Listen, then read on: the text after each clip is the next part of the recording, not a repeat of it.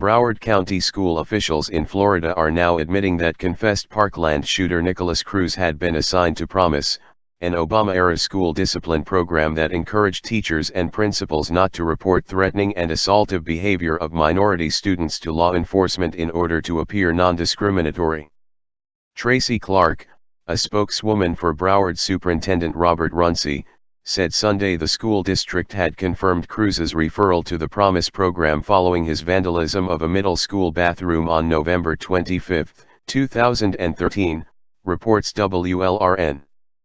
It does not appear that Cruz completed the recommended 3-day assignment/placement, Clark added, however, stating as well she did not want to speculate as to why.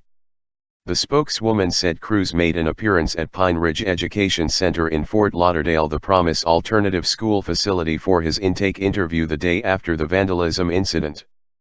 Both Runcie and the Broward Sheriff's Office, BSO, said publicly that Cruz did not attend the controversial program that likely inspired the Obama administration's plan to shrink the school-to-prison pipeline.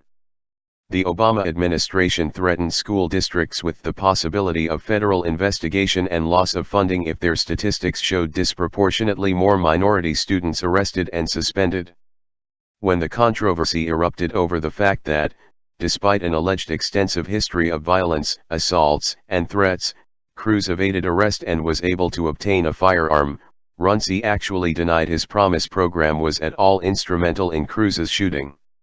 Contrary to media reports, the district has no record of Nikolas Cruz committing a Promise-eligible infraction or being assigned to Promise while in high school, he wrote in March. Max Eden, a senior fellow at the Manhattan Institute, however, told Breitbart News Runcie's statement deserved a closer look. Runcie's careful formulation contains a falsehood, several omissions, and obfuscations, he said at the time. It doesn't cover middle school, where Cruz racked up about 24 offenses and was transferred into an intensive behavior management school, without ever getting an arrest record. The school board reports that there was no Promise program participation, BSO Representative Jack Dale also recently said, according to WLRN.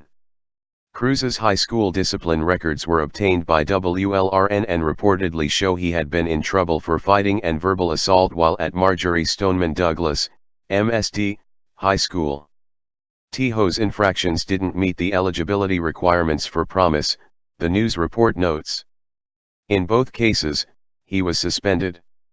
With the confirmation now that Cruz had been referred to Promise while in middle school, Eden told Breitbart News Monday Runcie's words in March were very deliberate.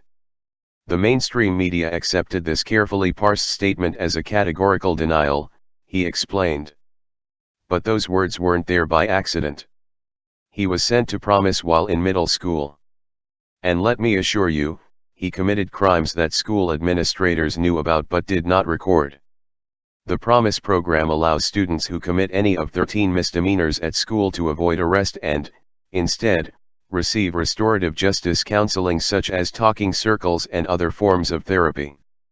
The Promise collaborative agreement specifically mentions that students of color, students with disabilities and LGBTQ students are disproportionately impacted by school-based arrests for the same behavior as their peers. As WLRN reports, Runcie has said he cannot discuss Cruz's school records due to privacy laws. However, he added that since Cruz was diagnosed as disabled, school disciplinary procedures were more complicated. The Promise program, and others like it that many cities throughout the United States adopted following the coercive guidance from the Obama administration, is now under close scrutiny by the Trump administration in the wake of the death of 17 people and the injuries of 17 others at the Parkland High School during the February 14 shooting.